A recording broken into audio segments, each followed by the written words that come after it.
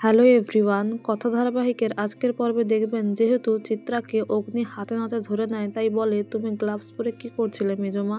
তারপর আক্কি কাঁচের টুকরোগুলো নিয়ে এসে বলে তুমি কথার হার্বাল প্রোডাক্টে কাঁচের টুকরো মেশাচ্ছিলে, তুমি এইভাবে ওর প্রোডাক্টগুলো নষ্ট করতে চাইছিলে।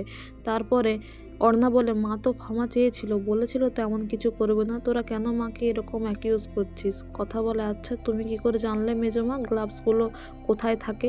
তারপরে প্রত্যয় তিলককে নিয়ে আসে আর তিলক বলে আজকে আমি সবটাই কনফেস করতে চাই কথা ম্যাডামের সামনে, কারণ কথা ম্যাডামই আমায় সবসময় অপরাধ করতে ধরেছেন। তারপর চিত্রা তাকে চোখ রাঙালেও তিলক আর ভয় পায় না, বলে আপনাদেরই পরিবারের একজন সদস্য আছে যে কিরিট চুরি বাঁশি চুরিতে আমায় সহায়তা করেছিল, আমি বলতে চেয়েছিলাম আমায় প্রাণে মেরে ফেলতে চেয়েছিল। তারপর এভি বলে বল তার নামটা তুই বল, এক্ষুনি বল। তারপর কথা এভিকে আটকানোর চেষ্টা করলে এভি বলে সকাল থেকে অনেক পাগলামো তোর আমি সহ্য করেছি HOF এর পায়ের ধুলো নিয়ে, কিন্তু এখন আমি আর কোনো কিছুই শুনবো না, আমাকে জানতেই হবে যে বাড়ির মধ্যে কে এমন আছে যে আমাদের এত বড় ক্ষতি করতে চাইছে। তারপরে এভি তিলককে মারতে গেলে তিলক সে বলে দেয় যে চিত্রা গুহর কথায় সে এত কিছু করেছে, সমস্ত ঠাকুরের জিনিসপত্র চুরি, এমনকি এভির টাকা চুরি, সবটা সে চিত্রার কথাতেই করেছে। এভি তো শুনে ভেঙে পড়ে, বলে কথা আমায় অনেকবার বলেছে ও তোমায় সন্দেহ করে, কিন্তু আমি বিশ্বাস করিনি, তুমি মেজমা। চিত্রা বলে না, আমাকে ফাঁসাতে চাইছে, আমি এমন কিছুই করিনি।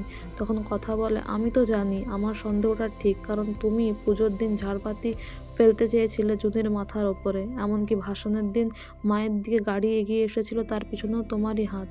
সঞ্চিতা তো সব শুনে অবাক হয়ে যায় আর বলে চিত্রা তোকে আমার বন্ধু ভাবতেও লজ্জা করছে, তুই আমার ওপরে এত কিছু করেছিস, তাও তোর প্রতিশোধ, তোর হিংসা তোর মেটেনি, তুই আমার ছেলের বউয়ের সাথেও একই কাজ করতে চাইছিস, আমাদের পরিবারটা ধ্বংস করতে চাইছিস, ঠাকুরের সম্পদটাকেও পাচার করতে তুই দুবার ভাবিসনি। তারপরে এদিকে ছোটকা আক্কি সবাই অবশ্য ভেঙে পড়ে গেল। কথা এভিকে শান্ত করানোর চেষ্টা করে, এভি বলে আর একবারও না, তুই আমাকে এত কিছু বলেছিস আমি সব শুনেছি, কিন্তু আমি আর তাকে শেল্টার দেব না আমাদের বাড়িতে। আক্কিও বলে হ্যাঁ প্রত্যয়, তুই বাকি ক্রিমিনালদেরকে কি করিস, অ্যারেস্ট করিস তো, তাহলে সেও তো ক্রাইম করেছে, আমার মা চিত্রা গুহ ক্রাইম করেছে, ক্রিমিনাল, তুই তাকেও অ্যারেস্ট কর। তারপর প্রত্যয় অ্যারেস্ট করে, মানে তিলককে আর চিত্রাকে থানায় নিয়ে যায়। আর যাওয়ার সময় এদিকে অর্ণা কথাকে বলে তোমার মা হলে তুমি কি করতে, তুমি কেন করছো এরকম।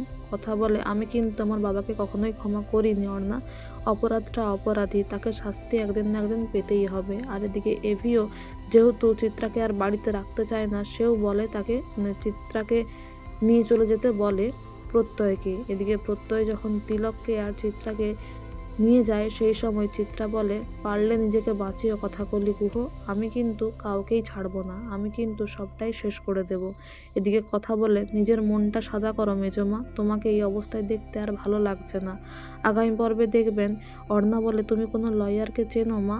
চিত্রা বলে অঙ্কিতের কলেজে সিমরান বলে একটা মেয়ে আছে, তার বাবা লয়ার, মেয়েটা খুব ভালো, সে আমাদের সাহায্য করবেই করবে। আর এদিকে জুনি ঠাকুরের জিনিসপত্র নিয়ে যেতে গেলে সেগুলো হাত থেকে পড়ে যায়। তখন কথা বলে এটা আবার কি অঘটন মা আনন্দী, তুমি কি নির্দেশ দিচ্ছ, কি সংকেত দিচ্ছ, আরও কি বিপদ আসতে চলেছে এই গুহবাড়িতে।